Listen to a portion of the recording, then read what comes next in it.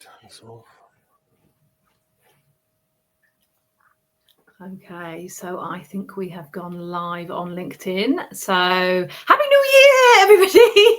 And I hope you had a really lovely festive period. And yeah, we are just holding fire because we are trying really hard to go live across all of our social media platforms at the moment. So that's really, really exciting. So in the meantime, I thought I would just go ahead and do it. So welcome to our live event. My name is Dr. Sarah Lewis, and we are here talking about Justice 2.0, revolutionising the criminal justice system globally. So I am the Director of Grow, Transform, Belong and Penal Reform Solutions, and I feel really passionately about how we need to upgrade justice and serve our communities and the people within those communities, and doing that through compassion and doing that through a real kind of knowledge base, but doing that with real courage as well. So today, this is our third event, and I'm welcoming two lovely people with me, Dan Reynolds and Cam Stevens. So Dan, do you want to just quickly introduce yourselves? We're talking today about training, and we're talking a little bit about what do we need to do, what are the lessons that we could learn within criminal justice criminal justice professionals within the context of training. So Dan, do you want to introduce yourselves with that in mind? Yes. So for those of you who haven't met me or seen me speak on this before, my name's Dan Reynolds. I'm a senior consultant at Grow, Transform, Belong. Before joining this wonderful organisation, I worked for the prison service for several years and moved up the ranks from officer to rehab culture lead. In both of kind of those organisations, I had quite a lot of experience in terms of training. So whether that was supporting new staff when they came into the prison setting, shaping their understanding of what their role was around rehabilitative culture and also their engagements, and touched on elements such as corruption and so on. When I moved towards this organisation, I then had to broaden my training horizons, and since then I have trained probation staff in Romania, senior leaders in the UAE, along with prison staff across and up and down the UK. So lots of training across many different levels as well, and also different sectors rather than just my prison hat. So learning on the job as well as training. And I think that's lovely about GTB, isn't it? It's lovely that we have a real broad exposure to lots of different organisations. So that's lovely. Thanks so much, Dan. And lovely Cam, do you want to introduce yourselves and a bit about your experience of training? Hi, my name is Cam Stevens. I am a senior digital consultant for Grow, Transform, Belong. In terms of, I guess, my experience in training, I guess working alongside GTB, it's put me in a place where I've been lucky enough to deliver training up and down the country, primarily to staff within an AP setting. So we have, I think, trained maybe 400 people up and down the country in the last 12 months in terms of leadership training within the justice setting. So yeah, that's a little bit about me. Really happy to be here today, and we've got some really, really good conversations that we're going to be having around this subject. So wonderful. Before we do that, I guess maybe just a tiny amount about my training experience. So I've been around within the criminal justice space for about 20 years. I was a senior academic at the University of Portsmouth, where I did my PhD all around relationships, and trained the work that I got from that, which was the model of dynamic therapeutic correctional relationships, to kind of train that kind of globally, and had some real privileges to go to different places, whether that's Hong Kong or whether that's in the United Arab Emirates or kind of Europe, just training lots of different kinds of professionals and learning an awful lot about them along the way. So it's wonderful to have you here. And today we're going to talk about what are our take homes and what are our lessons from all of our experiences of training within this space. What are the kind of key takeaways that we have that we want to share with you, really, but also to really encourage those. I can see that we've got lovely Jamie on the live today. If you've got comments, please do put them in the in the comments box wherever you may be, and also to let you know that this is being recorded. So yeah, just to make you aware of that. So yeah, let's start off then with the first lesson. So we talked a little bit about this before we did the session. So I'm going to start with Cam in terms of your first lesson. Your first lesson was all about creating a sense of safety within a kind of learning environment. So do you want to tell us a little bit more about that? Yeah, sure. So from my experience, I guess going into any new group, right? I think there is always a sense of how honest can I be within this space? Is anything that I say here going to be frowned upon, or is it going to get me into trouble? So I think letting the participants know from the outset that we are there for them. This is all around their benefit, and we are impartial. We don't work for HMPPS or the MOJ. We are, I guess, our own organization. It gives people that sense of security to think, okay, these guys are working in this space, but they are not attached to, I guess, the services that we work for, and that gives them the autonomy to be a lot more freer and open in terms of their feedback, what they're finding, and it just makes for a much more enriched session when people feel safe enough to open up and tell you what's going on for them. I think over the time that I've been delivering training, what I have found is when you do create environments of safety, the richness, the rawness that you get from that, people start to be vulnerable, and start to say what's really going on for them. And sometimes it can be just that one space where people can get things off their chest, where that has been piling up for a long time, in a safe space where they know that as professionals, that it's not going to go any further than within the confines of our training, unless somebody is imminently going to be harmed or around that kind of fashion. If somebody is saying, I feel suicidal, or I want to hurt somebody, or along those lines, then we have to do our due diligence around that. But yeah, just to create an atmosphere, and where people feel heard, people feel respected, people can challenge in a safe way. It just creates a really, really, really enriched training, I guess, environment. I love what you're saying there, and there's something about courage there, isn't there, that I think sometimes we have got a culture which I guess we would associate with Justice 1.0 at the moment, that maybe is about vulnerability as a weakness, and you need to show up and kind of look like you've kind of got everything sorted and the answers.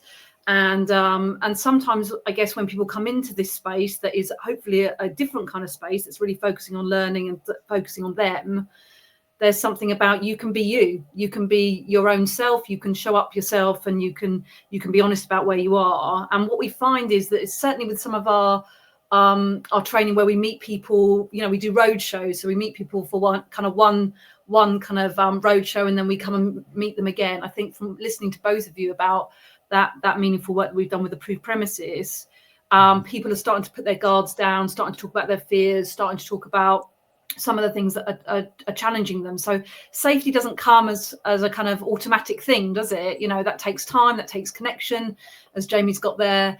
And there's something about us there. There's something about us presenting in a way that we wanna hear what you have to say. We don't want to hear the right answer. We want to hear where you're at. Yeah. Dan, one of your biggest lessons you talk about is creating a learning culture where people kind of thrive. So do you want to tell us a little bit more about what you mean by a learning culture? Yes, and I think where it came from is when I look back to when I joined the prison service all those years ago now, my initial training was 12 weeks long, and now I believe it's down to 6. And there's even been talk about it dropping to 4 weeks. And then when you went back to your establishment, you were meant to fill in workbooks that you reflected on kind of how you were dealing with certain aspects of the job and the profession, and kind of what you would do differently. There was that element of reflective on your work and your practice when you went back. And all of that's kind of been stripped away. And often when we talk about, some of the times when I hear people talk about prison staff, but criminal justice staff more widely, is they talk about an unwillingness to learn, an unwillingness to change and develop. And I always think it's interesting that if learning is not appreciated by those at the top, and that would be suggested by them cutting down the opportunities for them to learn, then why would you expect a workforce to view learning and development in a positive light? I think if we want to create an environment where our staff are constantly trying to develop and improve themselves, we need to create that environment where that's the norm, that going and learning new things or being open to new ideas and new perspectives is something that is a positive and not a drain on resources, not an additional hurdle to an already busy schedule. You know, the type of rhetoric that we've got right now is training or education is a barrier to engagement rather than a way that we can increase engagement moving forward. So I think that's something that, looking at how we move forward, we've really got to have that built in from the start, that no one is an expert. No one will be able to deal with every situation. It doesn't matter how experienced you are, what you've gone through. You are dealing with people. You are dealing with humans. So there will always be a different challenge or a different set of circumstances that you've never dealt with before. And only by reflecting on each other and learning off each other can that be turned into a real learning experience, if that makes sense. Yeah, it does. And I think there's something about, it's around those attitudes, isn't it? I think when people take training days, they got to catch up on all the work they've missed, you know. So already you're in this kind of place where you feel that you're kind of behind, or you got to check your emails constantly, or in the break, or in lunch, or even that it isn't this, you know, it isn't protected. Sometimes all of this kind of language really tells us about what people feel about learning and what people feel therefore about us, isn't it? Like symbolically, as an organization, we care an awful lot about learning, and we communicate that not only in terms of the standard emails about, you know, this is what we'd really love you to do in terms of your learning, but it's also about the non-verbal stuff and the symbolic stuff that we say about people being able to have protected time, people having the right to switch off during a learning opportunity so they can get the most out of that. So I think it's really important, like you say, that this we talk a lot about culture and prison culture, but also across the system. I think HMPPS actually talk about a learning culture. We want to promote a learning culture on one hand, and on the other hand, cutting the training.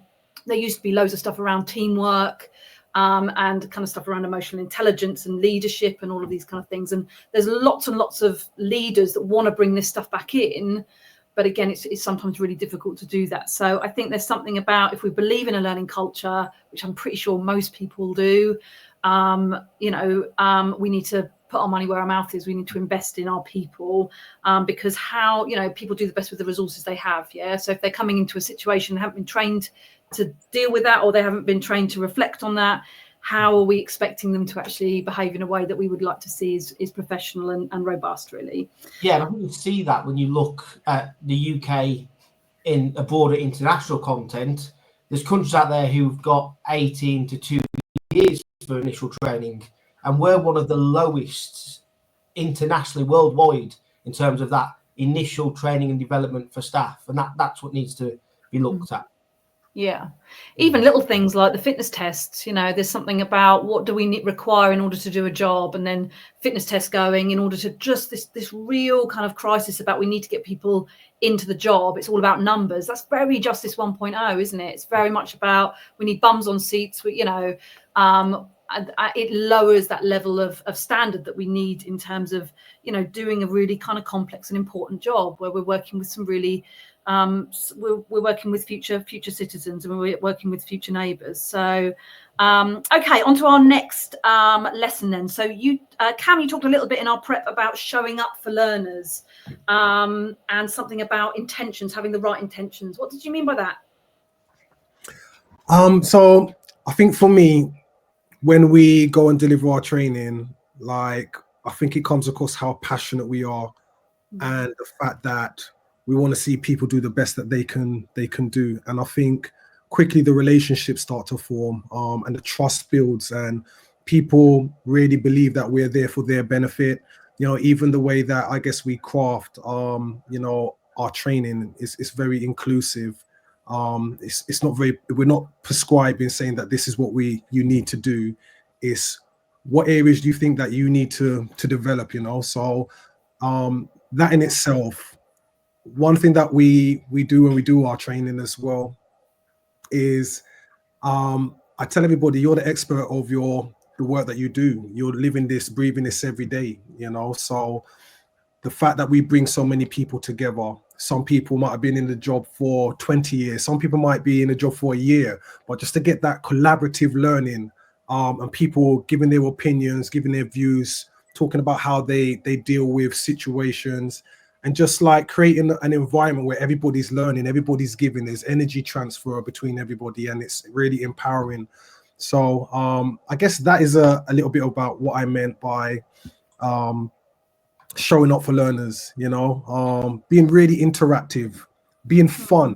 You know, some of the subjects that we talk about, they're really hard, you know, and there's people that are going through some really difficult times, but to be empathetic, let people know that we're there for them, that we understand, you know, but how can we work through this? What can we put in place, you know, and getting other people who are attending to share their experiences. I think that for me is the most powerful thing, when you see people start to open up and really go deep, and, you know, I guess talk about things that you wouldn't expect, you know.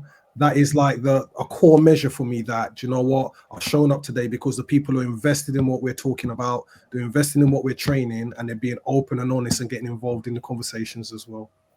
Yeah, I think there's something really powerful there about you design this training with us. I think there's something about that that's really important, and that means a lot to us. You know, a lot of the time we talk about doing things to people, whether that's, you know, CBT programs with people in prison, let's say, but it's about doing things with people.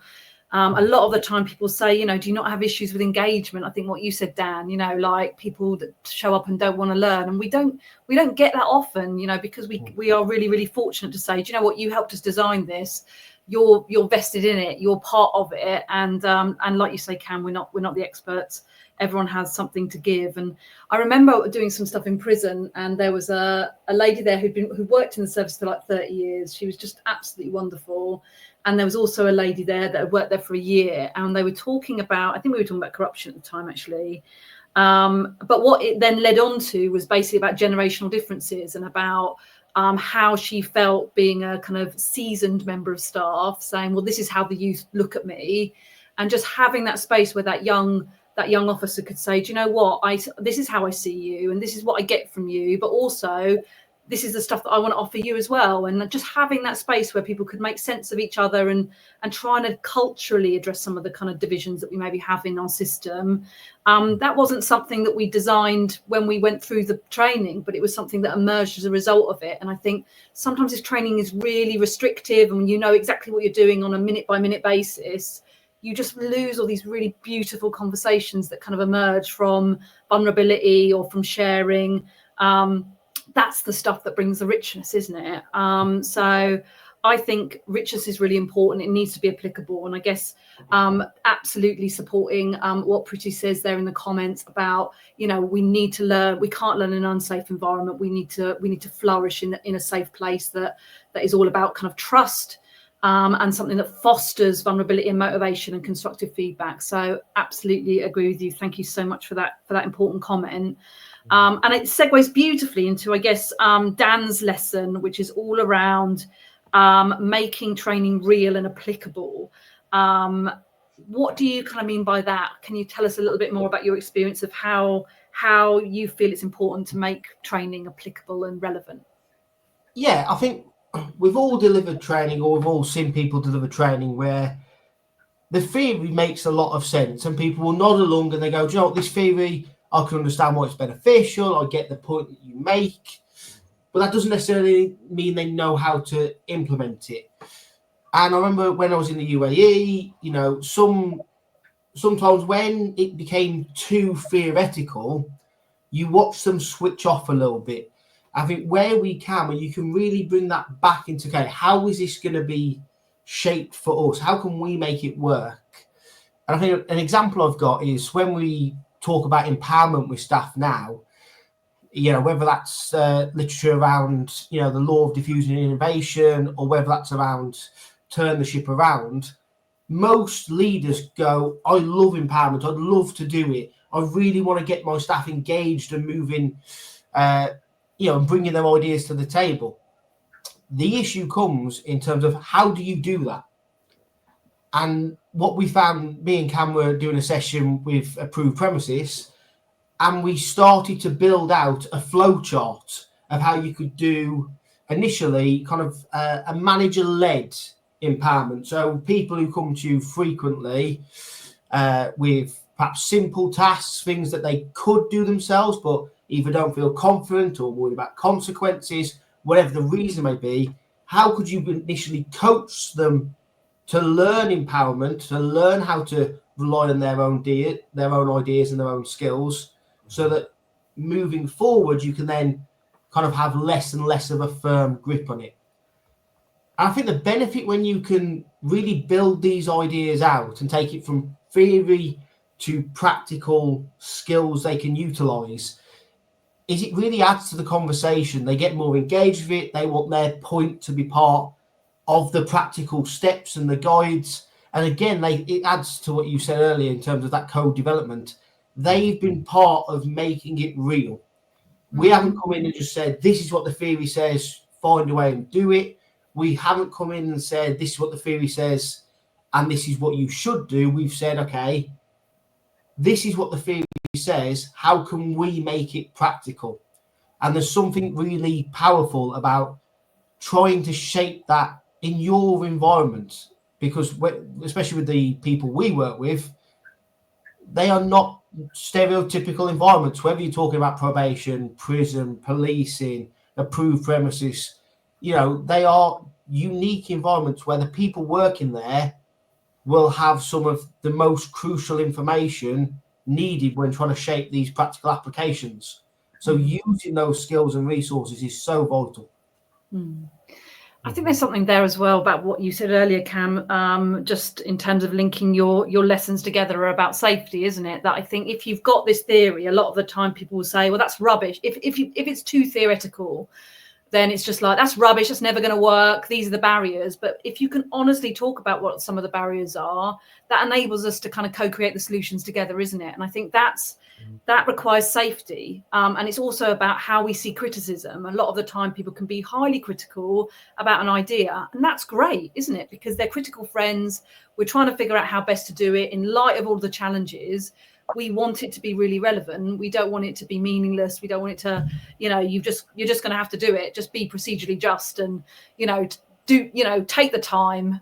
If you know that people haven't got the time, it's about, okay, what are we going to do? What are we going to do about that then? How might we make time? How might we integrate it into minute by minutes that we interact with people, whether we're in prison, whether we're in probation, wherever we may be. But I think there's just something about exploring things together and making sense together that is just really exciting.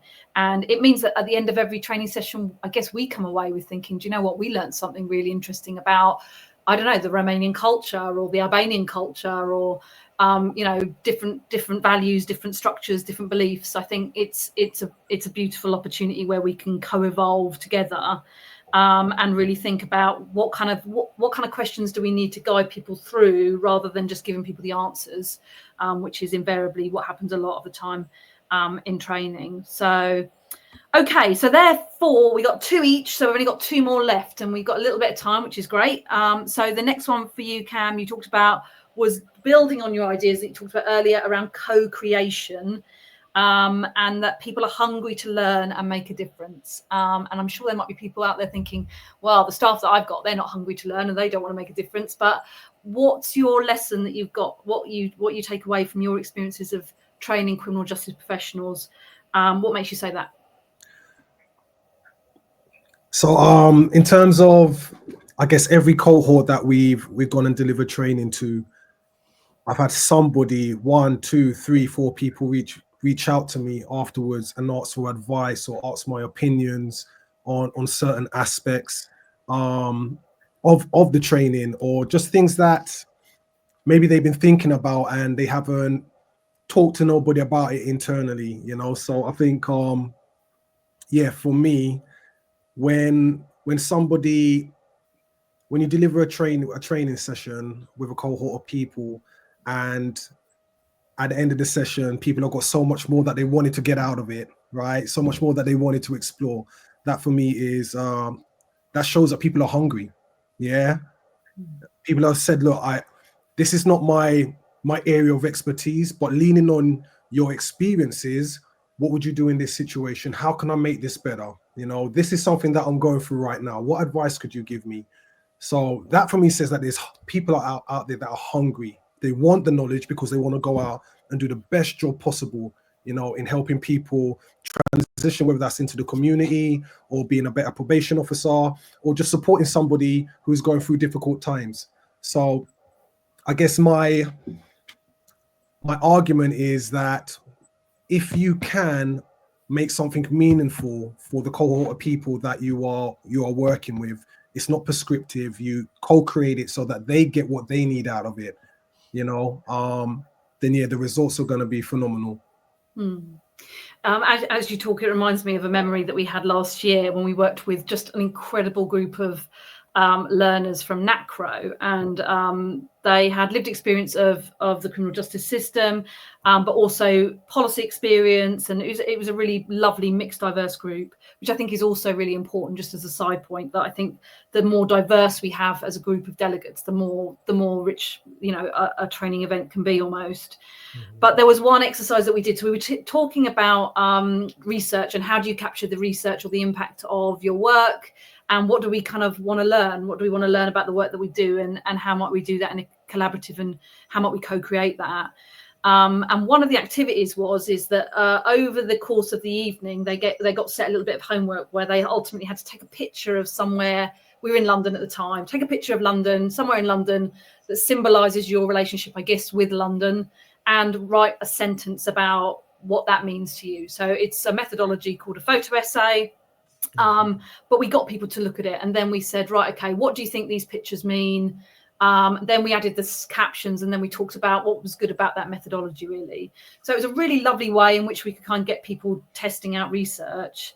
But, you know, I remember just feeling incredibly emotional that there were so many stories that came from it. So people came in with their pictures and we got them up, and it wasn't necessarily just about their relationship with London. People had stories to tell about London, and people had relationships with people, you know, characters in London or experiences that they'd had in London that meant something to them.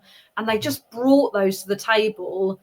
And there's just something just wonderful about that, isn't it? That it wasn't just about us having a really formal conversation about tell me about your experiences of living in London or being in London. It was just a really creative way where we could just get people to start opening up and sharing some of their stories. And you could just sense that by the end of that, I think that's probably the most energized I've ever come away from a 3-day kind of research training program, which I delivered with yourself, Cam. And I just loved it. And I think the great thing about hunger is that when people get inspired and when people get motivated, those relationships are lifelong, aren't they? And they last for a lot longer. You know, we've seen some of those lovely delegates maybe 3 times since that training, and it enables us to reconnect, and it enables us to kind of deepen our relationships with people. So co-creation is we collectively owned that little 3 days, didn't we? It was precious, and it was ours, and we really loved it, and at points incredibly emotional for both the delegates and for us. So I think there's just something really lovely. I think with co-creation, there's something about letting go of stuff. You know, a lot of the time we talk about it within research, and the researcher wants to keep hold of everything. You know, I want to control the conditions, I want to control the findings, I want to control the way in which we do it. And I just think there's just something really beautiful that when you relinquish that, you just gain something that is a little unnerving because we don't know what we're going to get, but it's really, really rich in that sense. So co-creation is in everything we do, isn't it? It's in our blood almost. But I think within a training point of view, they're just so lovely to create a looser structure which enables us to flourish and make sense together, rather than it just being this really kind of staged attempt at imparting knowledge as experts almost, which, like you say, Cam, we're not necessarily. So Dan, your final lesson was about taking people out of work. So maybe quite a practical one, really. But why is that important? Why would you say that's hit your top 3? Yeah, well, I think back to when we've delivered training or events within both settings, within settings where it's been within a work environment, within a prison, within a probation office. And then I would compare it to when we've actually been able to take people away from their area of work. And the engagement and the feeling in the room is so measurably different. What I find is when you are in their normal work environment, is it's almost like they're fitting it in, whether that's keeping their radio on, making sure they can answer the phone, people knocking on the door just to ask them a quick question. As I say, it goes back a little bit to my first point where is learning valued, or is learning something you are fitting in within your busy work schedule?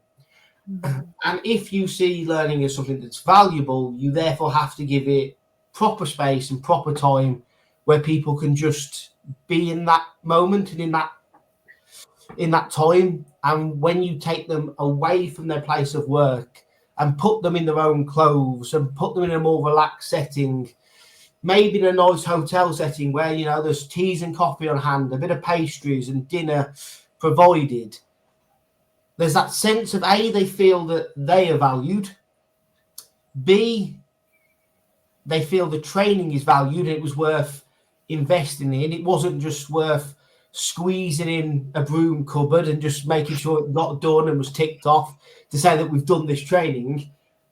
It was about giving you the right time, giving you the right space where you could have that day away where you could really engage with what's going on. And people really buy into that. I mean, when me and Cam were doing the AP Roadshow, one or two of them were in hotels, and there's no doubt people were in a much better headspace in those settings.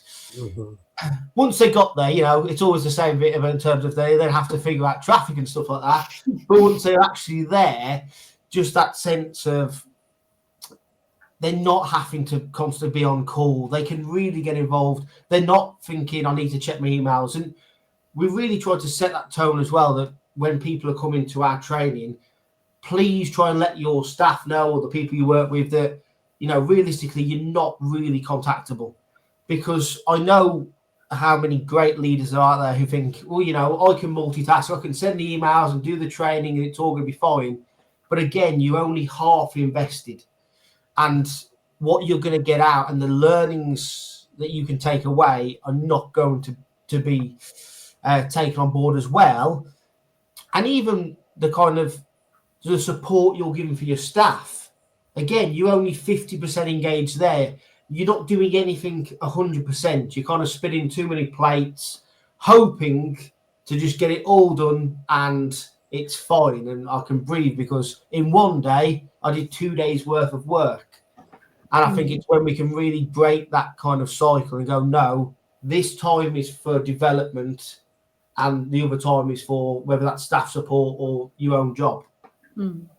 I think there's something there from when you're talking around, we always start with them, I guess, don't we? We think about their growth, like particularly if we're doing something, you know, if we were doing something like conflict management, for example, there's something about, let's talk about them first, and then let's talk about the skills around doing, you know, working with other people. And also, I think recently we've kind of learned along reflecting a lot on our training. There's also, this links in with Pretty's comment around this kind of continuous learning strategy about, we're creating handouts or activities that we can say, right, okay, we're going to do this with you, but you can use exactly the same format with your teams.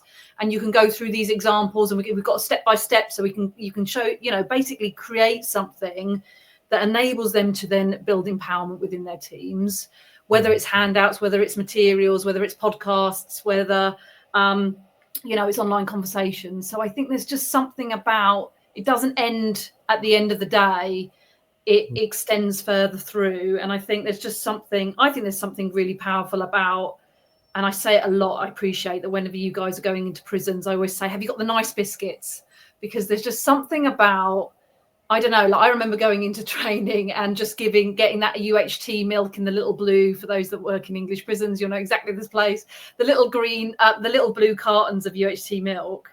And when you give that to people, you know, is really fundamentally different than if you gave people fresh milk, or even best maybe oat milk or some kind of alternative to demonstrate that maybe you're kind of thinking about them and you're thinking about what's important for them. So even though it's a really small thing and it costs us £1.50 more, let's say, I think those are the things that really highlight that we're showing up, but we also really want you to show up. And as part of that, we want to make sure that you're getting an awful lot from that. So yeah, I think that's really important.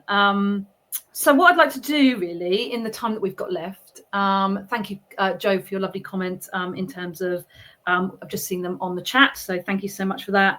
What I'd love to do is just go back and return to some of your topics here before we kind of talk a little bit about some of the work that we're doing in this space as part of Justice 2.0. I guess it's something about how do we do it? So when we talk about showing up, so if we're showing up to an event, how do we practically do that? What does that kind of look like? And I'm going to ask you both because it's, you know, a reasonably challenging conversation. But when we say it's really important to show up to our learners, what do we do as an organisation? What do we do as individuals? Or when we're working with our colleagues, that the process of showing up, I guess, if we wanted to encourage other people to show up for their training, what kind of practical things might we do you think? So for me, it's all about prep.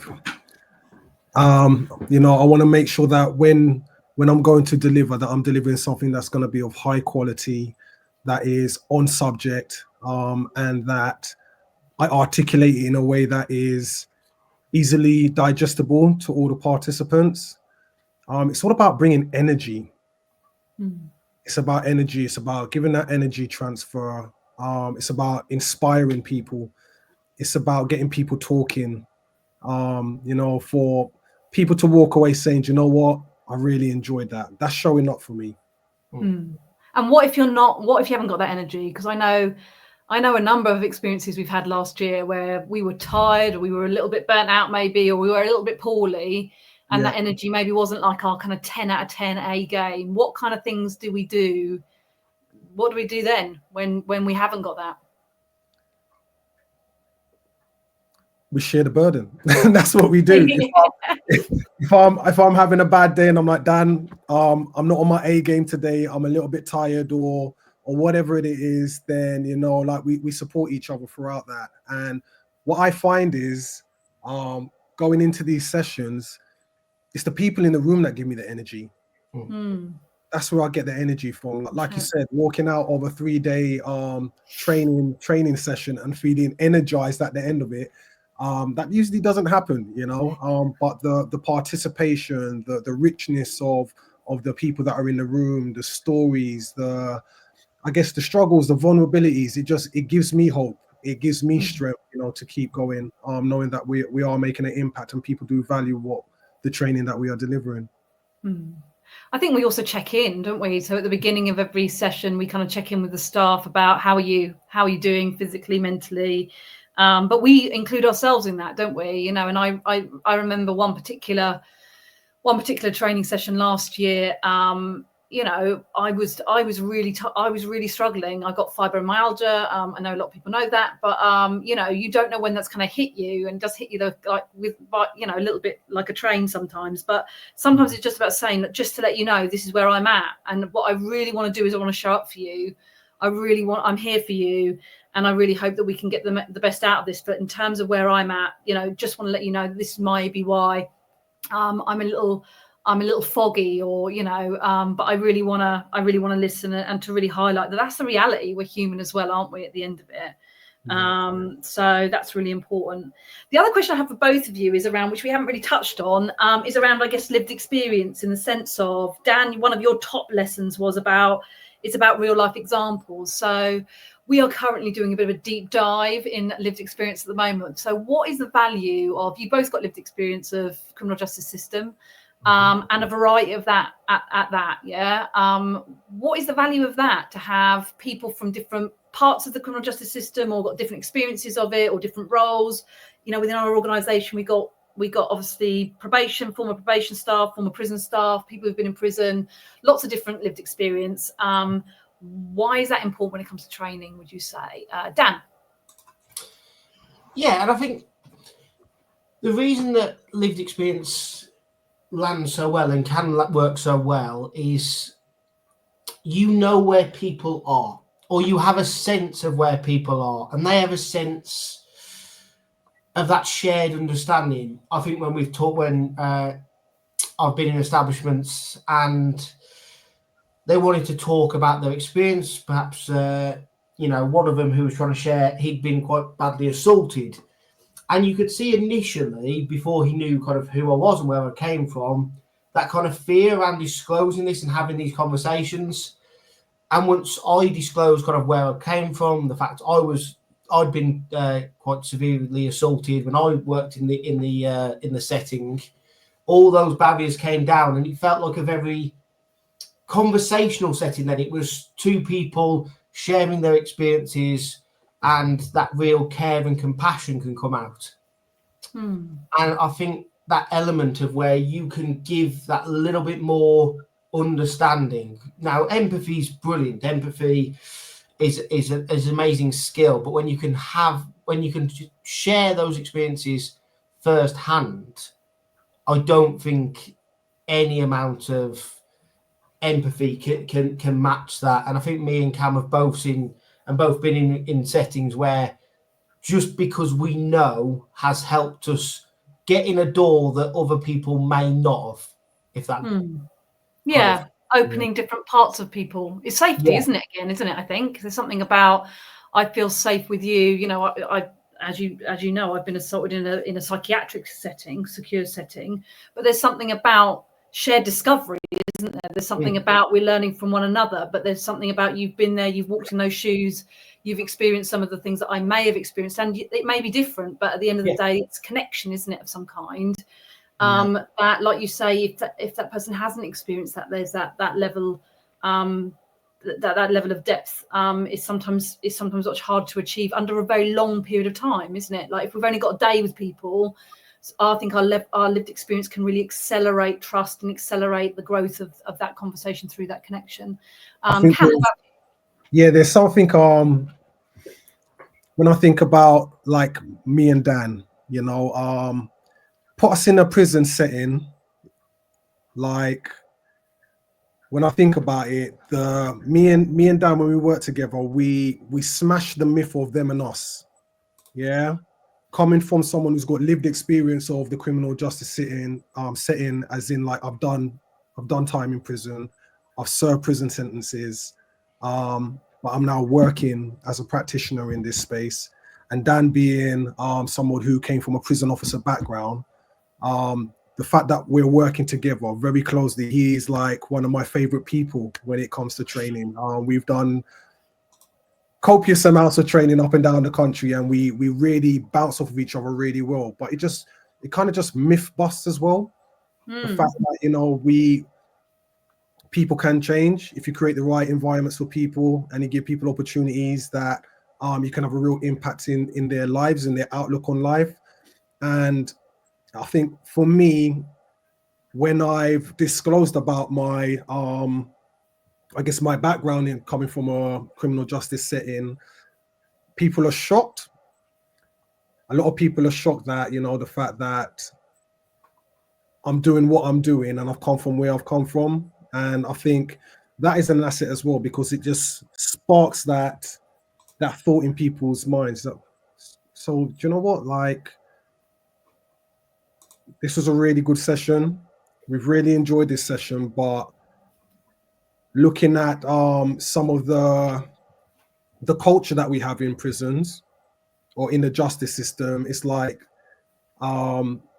there's always that distance between practitioner and service user or person in prison, however you want to frame it, because of that culture divide, right? That is one of the areas that we really need to start to bridge that gap, because if we do work together, we know that the creativity that can come out of interventions, out of solutions that are co-created is a lot stronger offering. So that's something that's always stood out for me, and I've been really proud of that. Just the fact that I guess the diversity within our team, the fact that we've got people who have been in the criminal justice system, worked in the criminal justice system, whether that prison, probation. So we've got a real richness in terms of the training that we deliver. Yeah, I think so. And you know, lovely comments here from Stuart and from Kaz, just in terms of, you know, it's about busting stereotypes. And I think we do that by design almost. You know, we don't necessarily need to talk about these are the two different kinds of lived experiences. The fact that you're standing together, working together is beautiful in its own right. And connection creates change. Thank you, Stuart. It's so true. The importance of having lived experience and using it in a more professional manner, which I think is really the reasons why we're doing our growth standards alongside other organisations that are supporting us with that, to try and bring about some guidance around what does a professional lived experience approach look like. And that's not necessarily just for those with lived experience, it's for employers and organisations to provide them the guidance that they need to do that kind of robustly and responsibly, I guess. So lovely. Well, in the last couple of minutes, we're just going to have a little look at something that we've been developing, which kind of engulfs all of the stuff that we've talked about today around how we approach training. And over the course of the last kind of 9-10 years, we've very much looked at what are the kind of key things that staff might need when working with people in the criminal justice system more broadly, just in terms of human connection, in terms of how we build relationships, how we support change, how we can make a difference, how we can make an impact in the work that we do. Because most people that join the criminal justice system generally do it so that they can make a difference. So this, I guess, this set of modules that are all about kind of continuous professional development is all about how can we build not only people that have got the resources to make the difference they want to make and magnify that change, but how we can build culture change on a much bigger scale. For example, Justice 2.0, which is all about transforming culture and upgrading it. So I'm just going to share my screen, and hopefully this will work with you, to show you a little bit about what we're doing. Can you see that, Cam? I can. Lovely, fantastic. Just sense check it. So our course is set up in terms of different modules. The plan, when we first talked about it, we co-created it with busy professionals, so people that were in probation, APs, and prisons, as well as people who have experienced the criminal justice system on the other side. And what we looked at was, what were the kind of key things if we were going to do kind of criminal justice 101 and we were going to create a really meaningful environment. What are the kind of key things that we really want to talk about, and how can we create an online course that is really engaging and really passionate and bottles, I guess, some of the energy that we have around criminal justice reform. But if we go on the premise, which is what growth is all about, which is people do the best with the resources they have, what resources can we provide them, and what community connections can we give them for them to thrive, for them to grow, but for them to be change agents in their own right. Yeah. So this is our course. It is a passion project. It's something that we have all worked on together. It's got some incredible people attached to it. So we've very much gone for bite-sized podcasts, audios, videos, conversations, but very much focused on kind of 10% theory. And then, like Dan said, 90% application. So these are the things that are important, maybe, but so what? How might we put these into place? How might we put these into practice? And how might we pull in a number of people internationally that support growth and support the work that we do, and getting them to talk about it? So we have people from all over the place. We have people from Norway. We have people from America. We have people from across the globe that have come together to talk about these kind of key issues. So the first one is positive criminology. So that is all about the stuff that we talk a lot about in terms of what we really want to achieve within a criminal justice environment. So how can we support positive change? How can we be trauma informed? How can we focus on people's values? How can we focus on restorative justice and growth, which is, I guess, something that we feel really passionate about, this idea of post-traumatic growth. So adversity happens, harm happens, and then with that, new learning can take place if we are able to heal that harm and restore that balance. So positive criminology is relatively theoretical, but again, we've focused on these are the key ideas, and then this is what it looks like in practice. So we've got some trauma-informed specialists there, lovely Nicole and Joe, who talk about tides and their new kind of approach to trauma-informed assistance kind of framework. So positive criminology is the first unit. You then have an opportunity to do the relationship module. So this is all about our model of dynamic relationships. So it is focused heavily on the work that we do, and I guess in some senses our unique selling point. Yeah, so it's not only about dynamic security and professional boundaries, managing conflict. It's about how do we build those relationships in a practical way? How do we magnify the meaning? How can we bring about change? And how can we understand the other person and use reflection to help us do that? And when relationships break down, whether that's with your boss, whether that's with your colleague, whether that's with the person you serve, how can we build that so that we can bring about positive change? And within that, how can we have self-compassion? How can we have a good relationship with ourselves, which I think is really important. We've then got reflective practice. So this is all about how the real kind of straightforward, how do we do reflective practice? How do we give and receive feedback without taking it personally? How do we set goals about ourselves, support our own learning, embed our reflection into our work so that we're really kind of sharpening our saw when it comes to learning and growing? The next module is then about growth. So this is very much focusing on these are the kind of key principles that support someone in growing, not only as a professional, but as a human being. So stuff around relationships, finding a purpose, experiencing joy and peace, finding positive ways of coping. This module is all about the professional, what their life looks like, how they switch off from work, how they connect with people inside and outside of work, and how they bring that and how they can show up for their job, which can sometimes be incredibly challenging. And then we give some tools. So then it's about what tools can we give people, whether that's around emotional intelligence, whether that's around pro-social modeling, whether that's stuff around vicarious trauma, so how people can manage that and cope with that, how we can support professional well-being. And once we've kind of really developed that professional, it's then about thinking, how do we grow others? So what are the tools that we might need? How might we get rid of all this noise that we have in our societies through social media, through phones, through technology, through chaos, maybe when we're thinking of prisons, to then really attend to that moment and support people in their growth? How do we do that in challenging environments? How do we motivate people? How can we support engagement? And then the last module, which is all about, right, we know all of this stuff. We're strong. We know what we want to say. We know what we want to change. How are we going to go about doing it? How can we let go of some of the old cultures? So Justice 1.0, how do we embark in the in leadership? And what does the future look like when it comes to culture change? So we are really excited about this project. It's really cool. I absolutely love it. And it's going to be launching in February in terms of a kind of continuous professional kind of pick up, put down, but slowly grow yourselves. If you're interested in joining the army of criminal justice culture change agents, or whether you're already in the system and you wanna grow and you want to develop.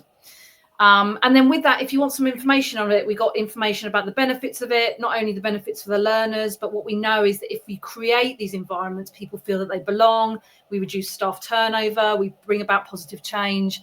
And the minute we create a positive culture in a probation service, in an AP, in a prison, wherever we are, with that, we have a reduction of disciplinaries, misconduct, grievances, all of that stuff that leaders struggle to deal with, that people are affected by. And that's what creates this kind of us being victims of the system. So this is all about how can we change that and how can we ultimately build greater trust and create something that's really inclusive within our kind of communities and get the communities involved in that. Yeah. So I'm going to stop there because I've just harped on for ages, but I've got more information, which I'm really happy to share with anyone if they want to. But in the last few minutes, I guess it's just about getting your impressions about the course. Cam, you know it because you've been doing a lot of the digital stuff around it. Dan, you've been leading it in terms of putting it all together and coordinating all of the kind of talks and all this kind of stuff. If you could say anything about our growing criminal justice professionals, what would you say? So go to Cam first. So I've had the pleasure of editing all of the digital content, and all I can say is, wow, there's some conversations in there that gave me goosebumps. It's such a well-rounded piece of work. I think the experts that we have internationally that have come and participated in this has just made it so rich. I'm really, really excited to show, I guess, the world what we have co-created, you know, with people who are aligned to upgrading the justice system and want to see, you know, transformative change in the sector. So it's really, really exciting. I love it, but I'm biased. Jump on the course and give us your feedback and let us know what you think about it when it goes live. But I've really, really enjoyed being a part of this. And I just want to say thank you to all of our international participants who have helped us bring this together. Yeah, they have been incredible. And I think the richness of that, I think when you're hearing different people from around the world saying very similar things around, it's really important to listen to people. It's really important to manage your emotions. It's really important to understand moral injury. And this is how you do it. I think that is really powerful. And I feel really humbled that we've got some incredible leaders in this space talking about some really complex things and talking about it in a really meaningful and realistic way. I guess it's about really getting that stuff on the table, like we've talked about in our previous lives around hackathons and putting things on the table that are important. Dan, what about for you? You've grown it really. Yeah, I think it's nice in terms of the sense, again, there's lots of different perspectives, whether that's internationally, whether that's different experiences, whether that's, you know, the people we've worked with who've lived in custody, the people who've worked in custody. And, you know, it's been shaped through many different lenses. And I think that means that, you know, in it, there's some interesting topics that are looked from a new point of view. I also think it's very user-friendly in terms of how you can pick it up and put it down, and knowing how busy people are working in this sector, it allows time for you to enjoy it and, you know, be involved with it and hopefully get something new out of it without it feeling like it's completely overtaking your life. So hopefully it will test you and make you think from a new point of view without you genuinely feeling like your brain is fried after a long day at work. So trying to find that balance, which I think was very important for all of us, and lots of different, you know, tools as well. So it's not just reading through stuff. You know, there's videos, there's audios. So it is all about how you learn best, and there's lots of different ways, and hopefully we've met the needs of everybody who would like to take part in this. Even I think the little challenges, like at the end, you know, like talk to a friend about this, you know, discuss this with some people. Again, just those informal conversations that are the things that are going to build greater conversations and bigger conversations about change. I think is important, but I think there's also something about people feeling that they're not alone. Cam sometimes shows in our training there's this video of a guy dancing on his own at a festival, and then with that lots of people join and this idea that we're not alone. And sometimes a lot of people, I think, feel that way. What we want to do is we want to create a community. We want to create belonging. You know, if you're part of growth, you'll know that's exactly what it's all about. It's about you belong. You are loved, you are cared for, and we want to support your growth no matter where you are in your journey, even if you are rock bottom or even if you are kind of flying high. So yeah, I think it's a space, it helps people have the same kind of language, which I think is going to really help us all communicate better across the criminal justice system. Like Dan said, you know, we've got people from probation, prisons, third sector. We've got some really, really great insights, and it's been really fun. You know, I've really enjoyed doing the interviews, talking to people, just thrashing things out, even you know, things that are slightly different, speaking to, for example, Kevin over in Australia about design and architecture, the importance of our physical environment in prisons. You know, it's just a really lovely different way in which we can look at reform in a different perspective. So it has been an absolute pleasure to grow, and it's everything that we've taught, I guess, in different ways, really. So it's kind of like, how would we package this up so that so many people can get to it, and how can we make it accessible, and how can we make it affordable, so that if you've got the passion and you've got the motivation, then it's kind of it's achievable, and you can enroll and you can be part of it. So yeah, so watch this space in terms of that. 20th of February is the Justice 2.0 launch. And that is all about, let's start a conversation. So if you are seeing things that focus on quality knowledge or courage or compassion or trust. You know, that's our manifesto of Justice 2.0. If you're seeing really good quality work, share it and hashtag Justice 2.0. And if there's things that you want to let go of, things that you don't think are right, things that you think that are outdated, then let's just tag Justice 1.0, and that's and let's let some of that stuff go, so that we can kind of really create a culture where people feel a part of it, and that people feel that they are making the difference that they want to make, because that purpose is stuff that keeps us young and keeps us growing and keeps us happy and keeps us well. So all the best. Thank you both for coming, and we are just about to sign off. Bye. Bye-bye. Bye all. Bye. Brilliant. Well done, everyone. Did really well.